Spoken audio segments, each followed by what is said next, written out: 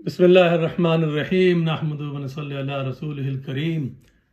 उर्दू के बहुत से अल्फाज ऐसे हैं जो बोलने में मिलते जुलते हैं, यानी तलफ़्फ़ुज़ उनका एक है लेकिन उनके माना अलग हैं।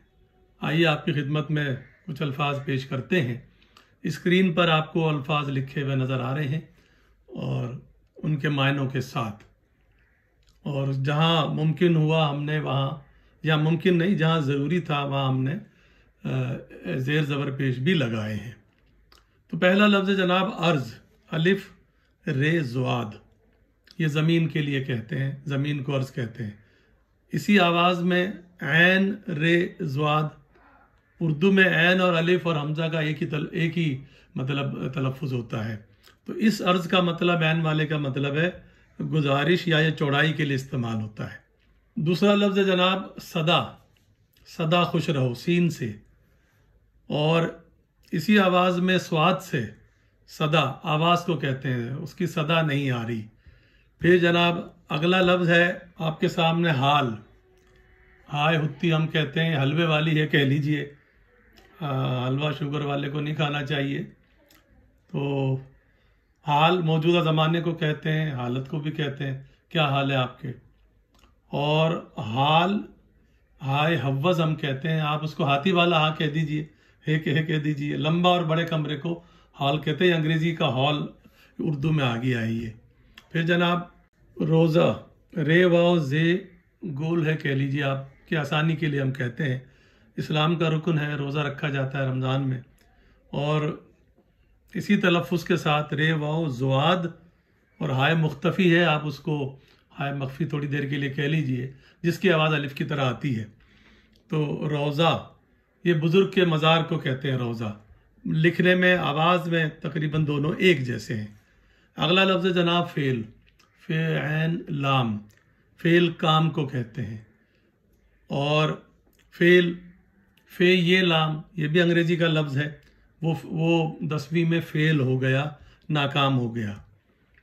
कसरत, काफ से रे ते, कसरत, किसी चीज़ का ज़्यादा होना, बाज़ार में आटे की कसरत है।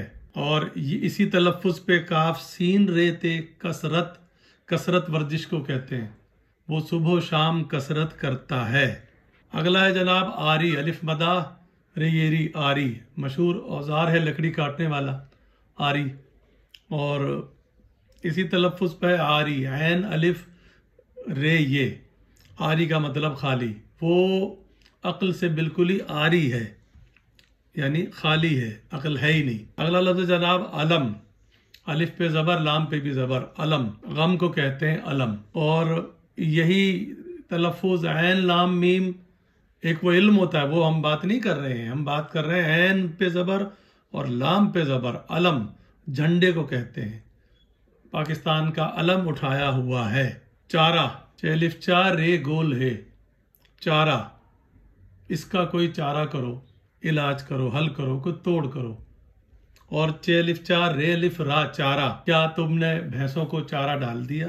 ये जानवरों की खुराक के लिए इस्तेमाल होता है, बोलने में दोनों बिल्कुल एक जैसे हैं। नज़ीर, हमने कोशिश की है कि ज़्यादातर आपके लिए आसान अल्फाज ही लेकर आए।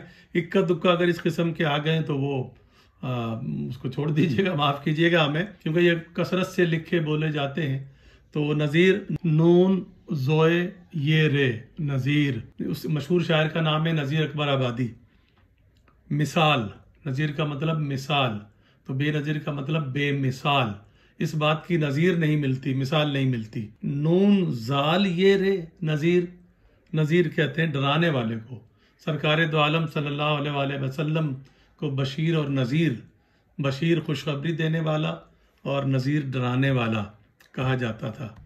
फिर है नाला, नून अलिफ ना और लाम हाय मुख्तफ़ी, लाम है नाला, फरियाद को कहते हैं, रोने को कहते हैं, उसका नाला आसमान तक पहुंच गया, फरियाद, रोना धोना।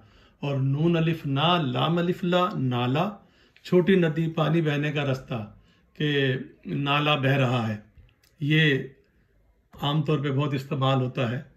अगला लफ्ज़ है जनाब, और आज की वीडियो का ये हमने जो अल्फाज चुने हैं, आखिरी अल्फाज पारा, पे अलिफ पा रे अलिफ रा, पारा। थर्मामीटर में जो एक माया धातु होती है जिससे हरारत देखी जाती है, चेक की जाती है, सीमाब कहते हैं उसको, वो उसको पारा कहते हैं। और पे अलिफ पा रे है रा, हाय मुख्तफी हा है इसके अंदर, माफ कीजिए। पारा, पारा टुकड़े को कहते हैं, गोश्त का पारा, लकड़ी का पारा, टुकड़े को कहते हैं। तो नाज़रीन कराम, ये चंद अल्फाज आपकी खिदमत में पेश किए गए। इंशाअल्लाह इसी किस्म की मुफीद वीडियो लिए हुए आपके पास फिर हाजिर होंगे। इस मौजू पर हम सही उर्दू सीखिए के सिलसिले की वीडियो हम बनाते रहे हैं, जैसा कि आप स्क्रीन पर देख भी रहे होंगे।